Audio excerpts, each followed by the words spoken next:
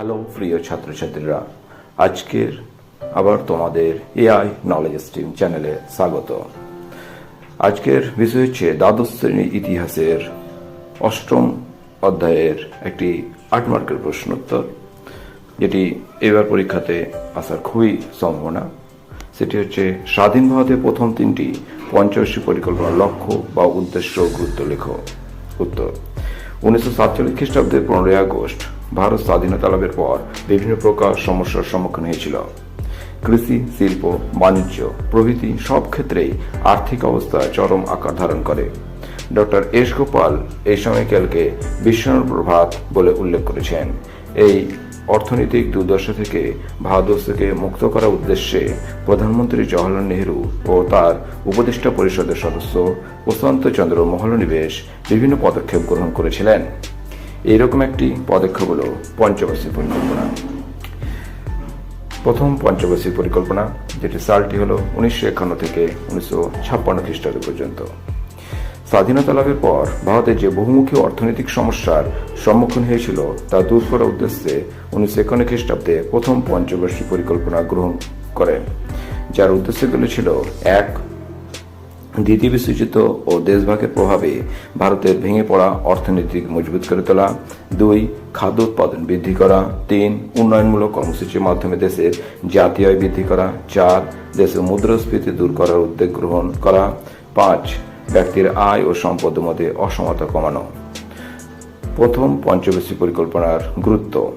এই পরিকল্পনার গুরুত্বগুলি ছিল নিম্নরূপ: 1. এই পরিকল্পনা দ্বারা ভারতের আয় বৃদ্ধি পায় 11%, তবে এই প্রথম পঞ্চবার্ষিক পরিকল্পনার ক্ষেত্রে দেশের প্রকৃতি আয় বাড়ে 18%। 2. দেশের কৃষি উৎপাদন 22% বৃদ্ধি পায়।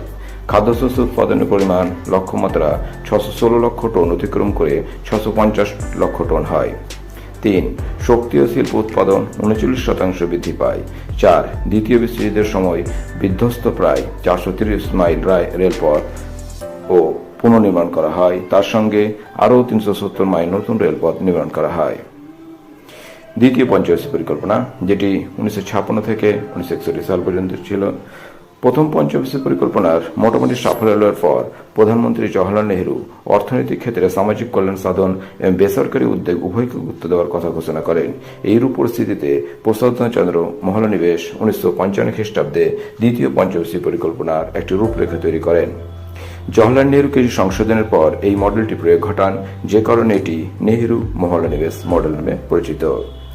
এই পরিকল্পনাটির বেশ কিছু লক্ষ্য উদ্দেশ্য ছিল। সেগুলো হল: 1. জনসাধারণের জীবনযাত্রার মান উন্নয়ন উদ্দেশ্যে জাতীয় আয় 25% বৃদ্ধি করা। 2. ভারী যন্ত্রপাতি নির্মাণ শিল্পের উপর গুরুত্ব দেওয়া। 3.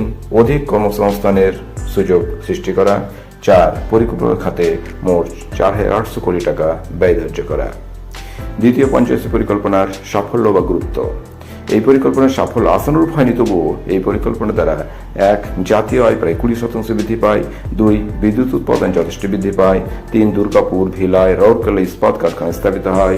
4. ভারী ইঞ্জিনিয়ারিং ও যন্ত্রপাতি নির্মাণ শিল্পের সূচনা হয়।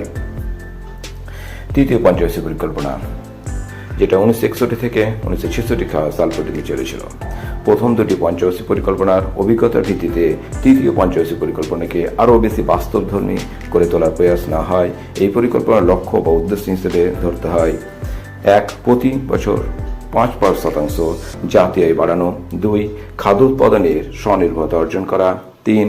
শিল্প ও রফতানির চাহিদা মতো কৃষি উৎপাদন বৃদ্ধি করা। 4. ইস্পাত, রাসায়নিক দ্রব্য, শিল্প, যন্ত্রপাতি, শক্তি প্রভৃতির উৎপাদন বৃদ্ধি করা। 5. কর্মসংস্থানের সুযোগ বৃদ্ধি করা। তৃতীয় পঞ্চবার্ষিক পরিকল্পনার সাফল্য বা গুরুত্বগুলো ছিল: এই পরিকল্পনার বেশ কিছু গুরুত্ব ছিল। সেগুলো হলো নিম্নরূপ: 1. গ্রামীণ অর্থনীতির পরিবর্তনের উদ্দেশ্যে গ্রাম পঞ্চায়েত, জেলা পরিষদ, সমবায় সমিতি প্রভৃতির সম্প্রসারণ ঘটানো হয়। 2. ক্ষুদ্র ও ভারী বুনিয়াদী শিল্পের বিকাশের উদ্যোগ নেওয়া হয়। 3. শিক্ষার প্রসার ও কর্মসংস্থানের উপর গুরুত্ব বাড়ানো হয়। উপসংহার: প্রথম 3টি পঞ্চবার্ষিক পরিকল্পনার সামগ্রিক মূল্যায়নে বলা যায়, এই অর্থনৈতিক পরিকল্পনাগুলোর মধ্যে দিয়ে ভারতে মিশ্র অর্থনীতির সূচনা হয়। যদিও সমস্ত পরিকল্পনার তার লক্ষ্যমাত্রায় পৌঁছাতে পারেনি, তা সত্ত্বেও এই অর্থনৈতিক পরিকল্পনাগুলির গুরুত্বকে অস্বীকার করা যায় না, কেননা পরিকল্পনার গুণগুলির ফলেই ভারতবর্ষ স্বাধীনভাবে তার অর্থনৈতিক উন্নয়নের ব্যাপারে সচেষ্ট হয়। সুতরাং বন্ধুরা, এই প্রশ্নের উত্তরটি তোমরা খাতে লিখে পরীক্ষার জন্য প্রস্তুত হও। তোমাদের যদি এগুলো উপকার লেগে থাকে তাহলে পরবর্তী ভিডিওগুলো পেতে অবশ্যই তোমরা চ্যানেলটিকে সাবস্ক্রাইব করো ও লাইক বাটনে লাইক করে দিও। Thank you.